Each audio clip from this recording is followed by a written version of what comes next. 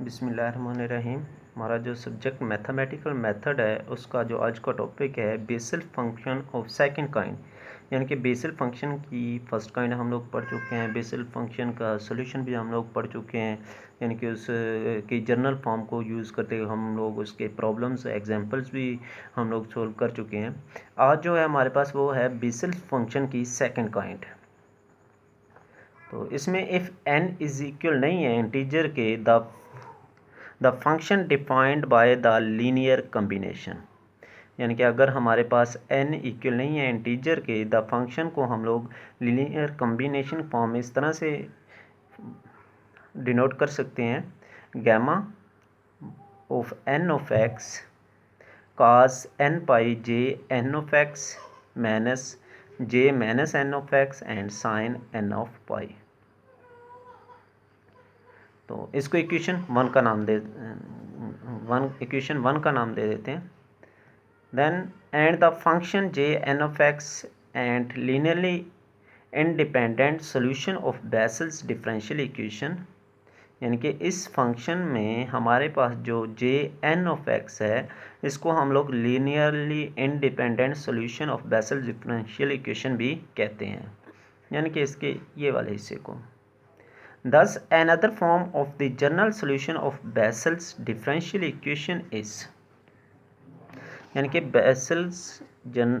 इसका जो general solution बनता है ऑफ बेसल डिफरेंशियल इक्वेशन का y is equal to c1 jn of x plus c2 yn of x। Sorry, ये आप लोग y है, यहाँ पे गैमा नहीं है, ये y है, c2 jn ऑफ x। यानी कि उसमें फर्स्ट काइंड में और सेकंड काइंड में डिफरेंस जस्ट चेंजिंग ये है, ये वाला हिस्सा y greater y n of x, यानी कि ये वाली हमने इसमें चेंजिंग है। तो बाकी ये भी वही सेम है। प्रोवाइड n इक्वल नहीं है इंटीजर के n approaches to infinity m is an integer. Equation a has intermediate, यानी कि ये 0/0 फॉर्म भी बन सकती है अगर हम लोग इसको इस फॉर्म में यूज़ करेंगे।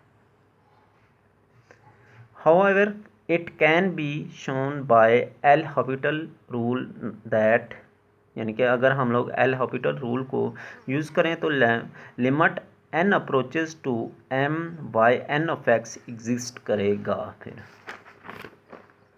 अदरवाइज ये हमारे पास 0/0 फॉर्म बन जाती है।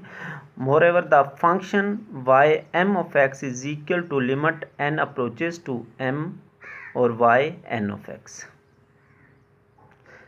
and j m of x are linearly independent solution of the, यानी कि इस इक्वेशन का हमारे पास j m of x ये सोल्यूशन है x y double derivative plus x of y derivative x का स्क्वायर माइनस m का square of y is equal to 0, यानी कि j m of x यहाँ पे हमारे पास m आ गया है, इसलिए इस सोल्यूशन को, इस फंक्शन को हम लोग क्या पढ़ेंगे, j m of x।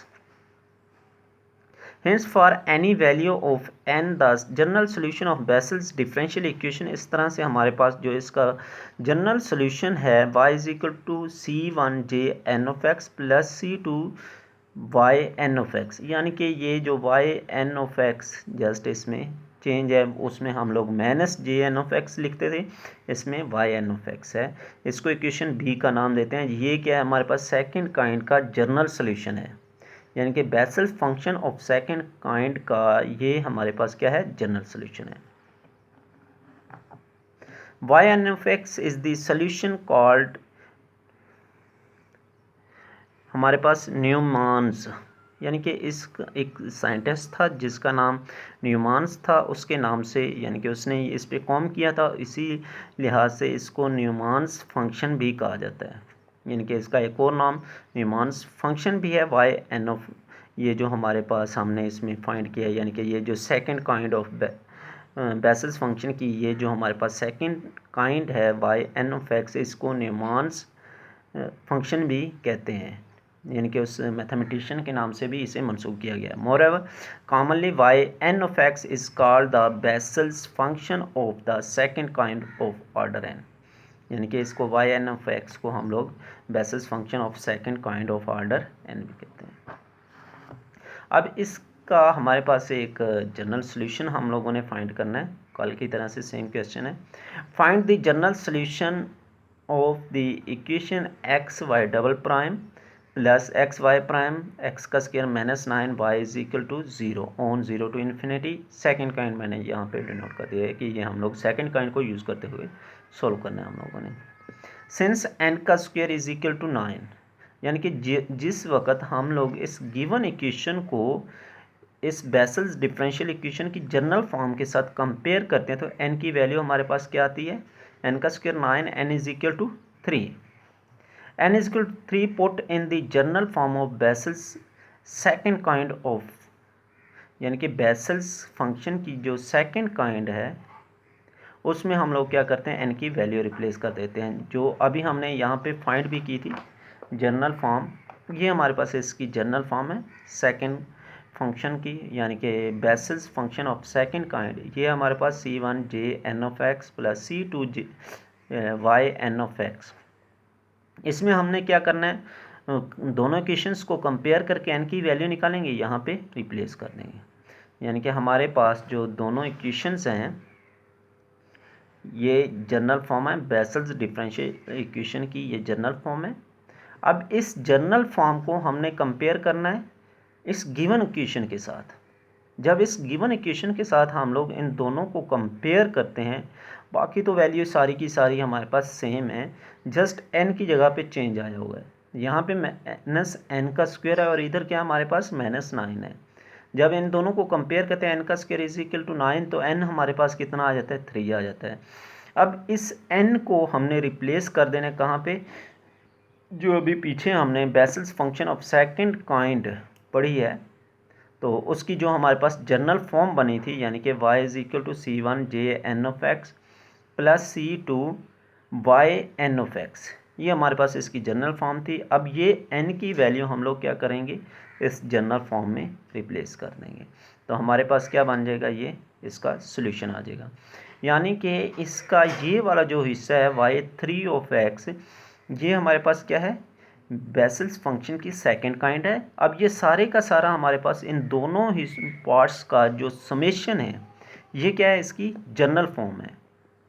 यानी कि ये अकेला क्या है, इसका हमारे पास बेसल्स फंक्शन की सेकंड काइंड है, और ये सारे का सारा जब दोनों को हम लोग एडअप करते हैं तो ये हमारे पास इसकी जनरल फॉर्म बन जाती है। ये बहुत आसान क्वेश्चन है, सिंपल सा क्वेश्चन है, क्योंकि कल भी हमने इस तरह की दो एग्जाम्पल्स पिछले लेक्चर में भी हम लोग डिस्कस कर चुके हैं।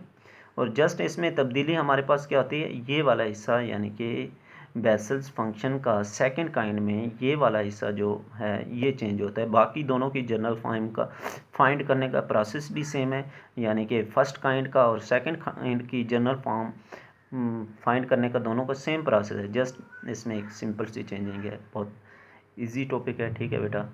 बेस्ट ऑफ लक एंड अल्लाह हाफिज़, अस्सलाम वालेकुम।